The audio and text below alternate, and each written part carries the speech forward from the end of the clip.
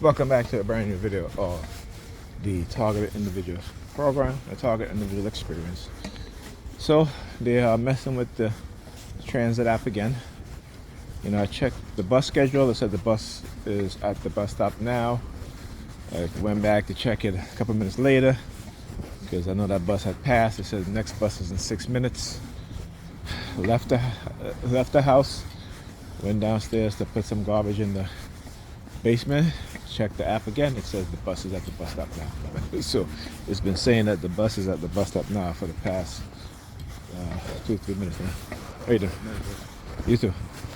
And see how, even though I don't celebrate Christmas for what the Christians celebrate Christmas for, a lot of us get confused, those who are not Christians, because we tend to associate this time and this celebration with Christmas.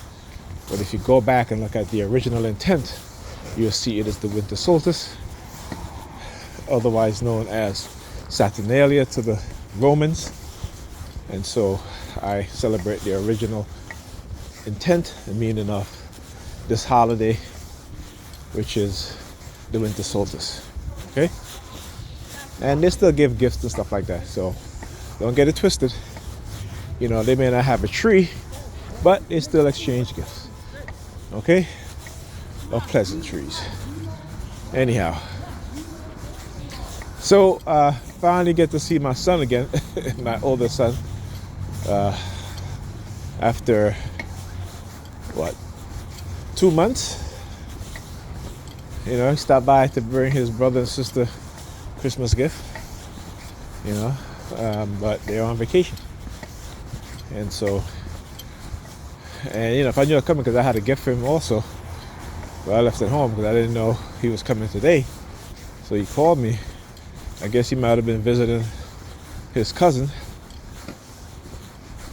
so he called me, and he was here pretty quick. I forgot that he was coming. That's to tell you how, when they use the silent sound, and I'm being microwave and radio wave, hit with microwave radio wave frequency. Again, the short-term memory just becomes very, very terrible. And I had got off the phone with him in about, I think he came within maybe an hour. So, I forgot when the doorbell rang. I thought it was a delivery. I said, "Oh, they're delivering on Sunday," And then when I opened the door, I saw it was him. I was like, "Oh shit, I forgot about you. I forgot that you were coming." It was hilarious. At least I thought it was. He didn't think so. He was like, how you forget? I said, I just forget. And they know, so while we were there, we were talking and just having a conversation, what have you. And I see he kept pinching his nose, but I didn't say nothing because, again, I know how they've been conditioned against me. So, it really doesn't bother me when my kids do it,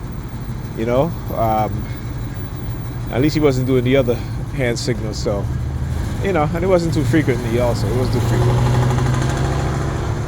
And so as soon as you left, guess who you think showed up with the sirens, right? Guess who?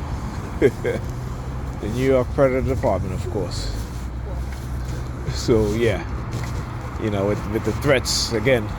I went to put some clothes into Pam's bedroom, and as I went in to her bedroom, they started doing the sirens. All right, and as I exited out of her bedroom, they started with the car honking. And I was like, okay, this is different. Normally, it's the sirens, whether I'm entering or leaving, but they switched it up today. I guess I just observe what it is that they're doing, and expose it. All right, expose it. So I was looking at a video today. Lisa Cabrera, she's on YouTube, and she had a veteran on there, and he was talking about predictive programming. And I was like, yeah, I have not used that term in a while. So I'm, sometimes when I look at these things, people throw me certain gems, and I, pick it up, But predictive programming in the psychological sense, in the societal sense, I talk about that, which is called nudging. So again, it's how they psychologically manipulate society as a whole to how to think how to react, how to behave, you know, a decade later, right? So what is called nudging. So the things that we never used to tolerate, we tolerate it more today, and so forth, you know? I'm not talking about music and stuff like that. You know, I'm not talking about that. I'm talking about how we have accepted watching a people get exterminated and the world does nothing, you know? And I know it's bigger than that because I know Israel has blackmailed and blacklisted, not blacklisted, but blackmailed a lot of these heads of state, even, you know, certain presidents, because that's what they do. You know, the state of Israel is a terrorist state. That's what it is. And you know, this guy, he made a very important point. He said, you know, Israel is the 51st state of the United States. Okay, that's why they call Israel a state. It's not a country. Okay, it's a state. And he made a very, very good point. You know, so yeah. And if you go read the book American Israel, and this is from a Jewish writer, and she's a woman, you know, and she basically broke it down how America created the state of Israel and put them, you know, they were specifically put there to be a check on the Arabs' power, right? To prevent the Arabs from gaining not only economic power but also military power. As we all know, Israel is the only state in that region that have nuclear weapons, and there's a reason for that. Okay, so yeah,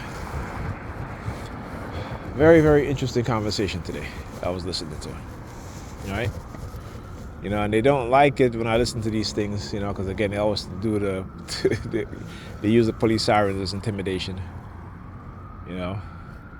But you know, it is what it is, man. You cannot. If you talk about America, it's freedom and free speech, but you censor. You know, you use tactics and methods to censor free speech and to censor people's freedom in such a way that, you know, they don't even understand what's being done to them. Right? They don't even get it. All right. Shoot, I gotta see when this next bus is coming because, you know, it's a holiday today, so they probably have me waiting out here for you know, a good half an hour to an hour for another bus to come. All right, talk to you guys in the next video.